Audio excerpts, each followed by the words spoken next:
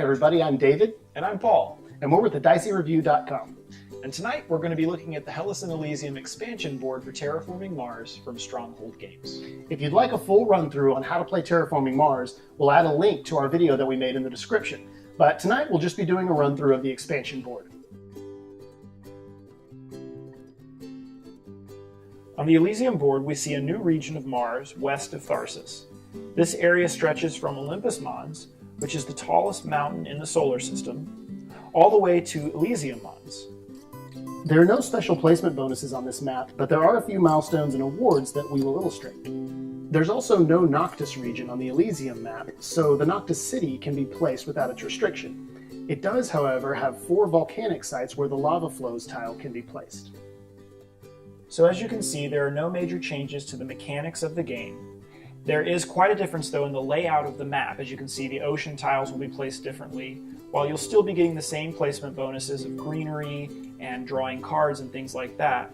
The main difference is going to be the milestones and the awards. Now we'll talk about the new milestones. The milestones are still claimed in the same way, but the milestones themselves are different. The first one is the Generalist. This requires that you have increased all 6 productions by at least 1 step. Next is the Specialist. That requires that you have at least 10 in a production of any resource. The Ecologist is the third one, and it requires that you have 4 biotags, which are plant, microbe, and animal tags. Next, you have the Tycoon milestone. This requires that you have 15 project cards in play, which are the blue and green cards.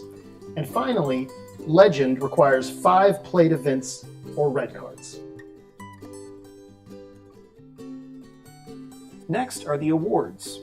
The first is Celebrity. This is the most cards in play with a total cost of at least 20 mega credits. This doesn't include events. Next is the Industrialist. This is the most steel and energy resources at the end of the game. Then we have Desert Settler. This is the most tiles south of the equator, and this is the bottom 4 rows.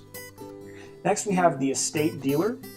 This is the most tiles adjacent to ocean tiles. And then lastly we have Benefactor, which is the highest terraform rating. It's important to count this award first, just to make sure that the totals don't get skewed by other bonuses that would be gained. On the Hellas side of the map, we see the southern part of Mars, from the South Pole all the way up to the equator, including the Great Hellas Sea. It overlaps the original game board by including the Argyre Planitia. The Hellas map features 2 new placement bonuses. The first is Heat, and this is found in the Hellas Sea and around the South Pole. The other special bonus is on the South Pole itself. This simply requires that you pay 6 mega credits, and then you gain an ocean tile, which will also give you a terraform bonus, and you can place that on any available ocean space. The Hellas map has no volcanoes, and it also doesn't have the Noctis region. So the Noctis city tile or the lava flow tiles can be placed without restriction, with the one exception that they can't be placed on ocean tiles. And now for the new milestones on the Hellas map. First is the Diversifier. It requires that you have 8 different tags in play. Then is Tactician. This requires that you have 5 cards with requirements in play. Next is Polar Explorer. This requires that you have 3 tiles on the bottom 2 rows of the board.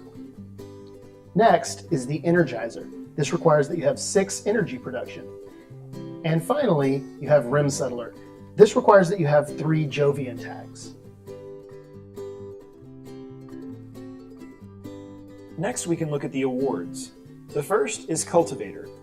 This is awarded for the most greenery tiles. Next is Magnate.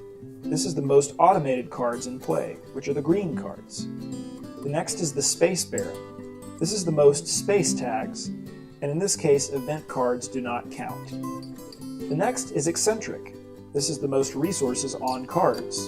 And lastly, we have the Contractor, which is the most building tags, and once again, event cards don't count.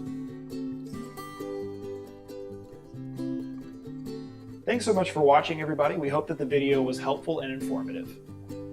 If you'd like to see more videos, please check out our YouTube channel, The Dicey Review. You can also find our podcast, The Dicey Review, and please find us on Twitter or on Facebook or our guild on Board Game Geek, all under The Dicey Review.